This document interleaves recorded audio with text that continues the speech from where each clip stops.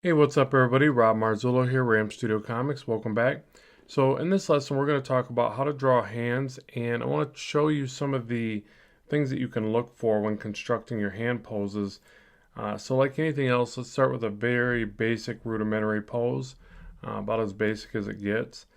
And I'll just point out again some of those things to look for when constructing the hands that I think make it much easier to accomplish. So, one of the things that's good to do is notice this kind of like diamond point that you get off to one side, and this is actually where the middle finger will be. And this actually, I think, is evident in two spots, and I'll show you that in a second. Another thing that you can pay attention to is the way that the bones kind of collapse or compress inward like this. So a lot of people will draw like a pivot point like this, even though that's a little bit more extreme than the way they converge. But you can really start from there, work your way out, and notice that as well. So this is going to be an open hand pose, and just with the fingers extended outward or upward. But what you want to make sure to really not do when you do the fingers is just draw them as straight lines. This is what beginner artists tend to do, something like that. And what you want to think about is how the fingers themselves can kind of bend and direct independently from one another, even if it's ever just so slightly. It doesn't have to be very extreme, but you want to realize that each one of these kind of take upon their own curvature and their own direction. Once you start to do more and more complex hand poses, you'll see that quite a bit. So let's just have the thumb kind of comes up as a shape here, and this is usually a different shape altogether. Get the back of the knuckle there, and then right here, something like this. So the tricky thing with the thumb is it comes out and then bends away a little bit, and it's got a very independent feel from the rest of the hand. Then the webbing comes across and attaches there. So you've got this larger pad of the thumb right there, the more dominant side, and then you've got this smaller pad over there.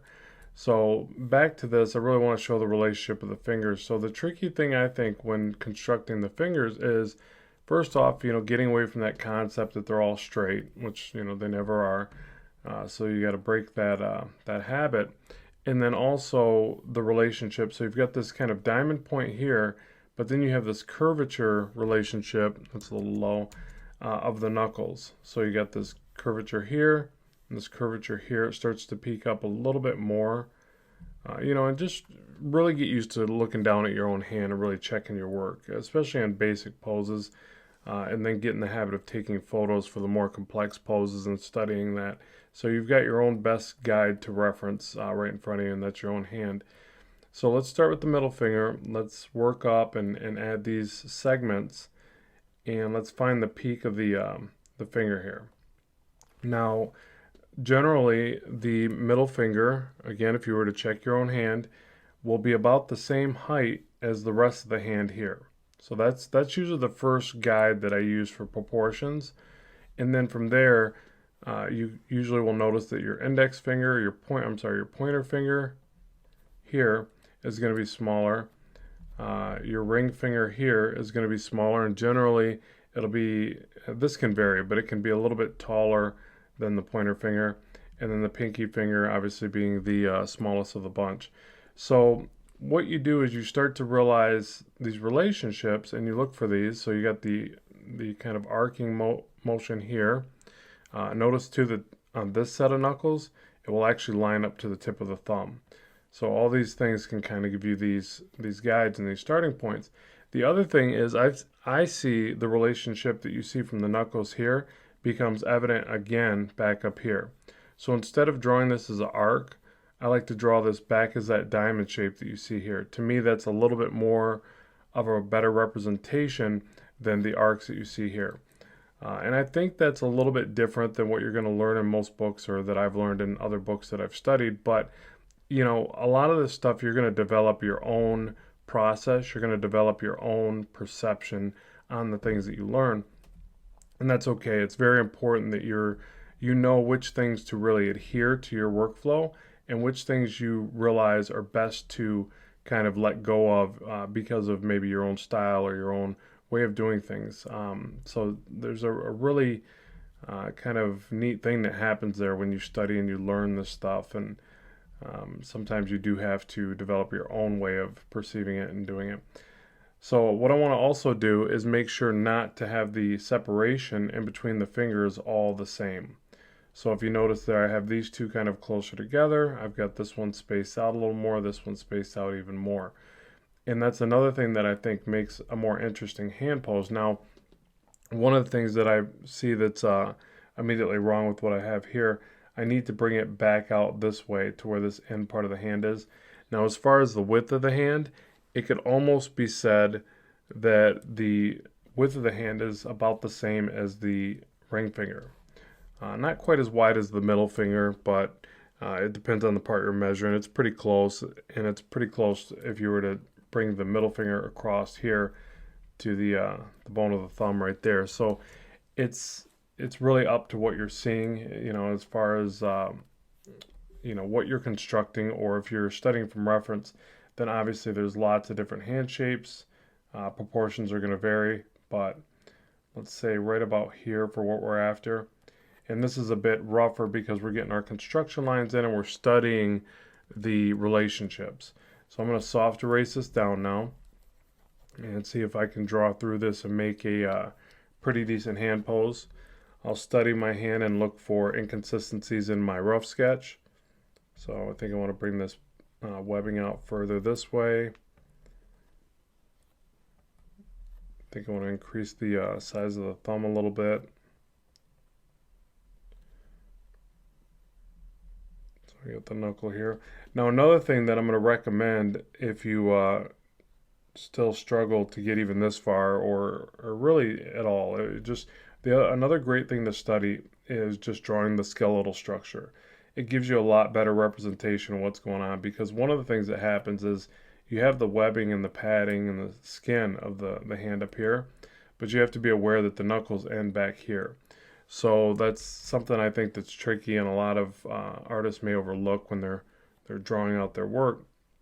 Now the other thing about the pads of the fingers is they progressively get smaller, but they really have a pretty segmented difference from each area. So what I mean by that is if you were to really study each finger, you'll notice that the pads are not identical as they shape up and converge to the tip of the finger.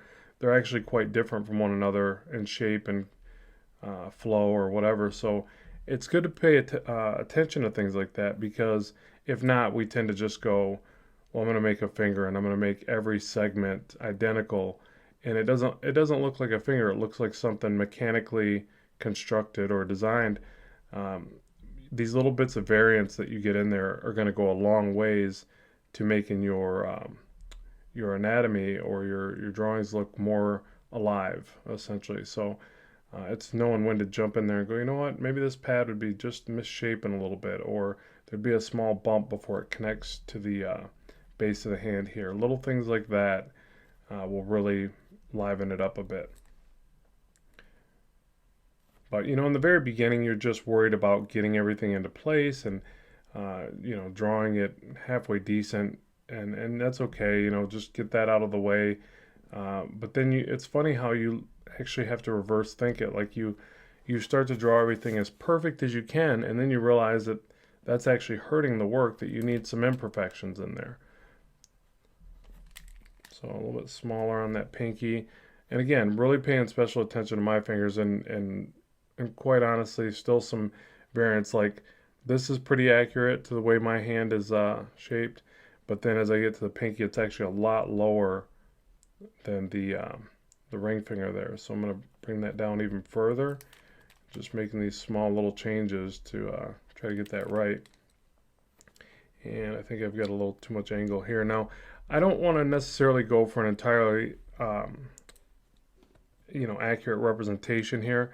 I am studying my own hand, and I just want you to be aware of that. Like that's always a good thing to do. Obviously, I've mentioned it a couple times here, but for stylized drawings and imaginative drawings, you're gonna take what you see here and you're gonna embellish it, obviously. but I just want to start with the foundational information, and that's also why we start with a very basic pose like this. Just get some of this stuff going, warm up with something like this, then take it to the side. And remember, you can also check things from a distance, and you seem to pick out flaws. Like, I'm still not entirely satisfied with the thumb shape here, so I'll keep working on that. I think it needs to be a little bit more of a smooth arc. But again, if I was going for a stylized representation, then I would just throw that out the window and do whatever I thought looks cool. And I think that's a lot of times what I combat with myself going back and forth drawing this, because I'm so used to doing stylized drawings from the mind that then when I study something, I have to compromise a little bit of that for reality, for realism. Okay, so let's use that as our base study, and then now let's work on some more complex, more dynamic shots.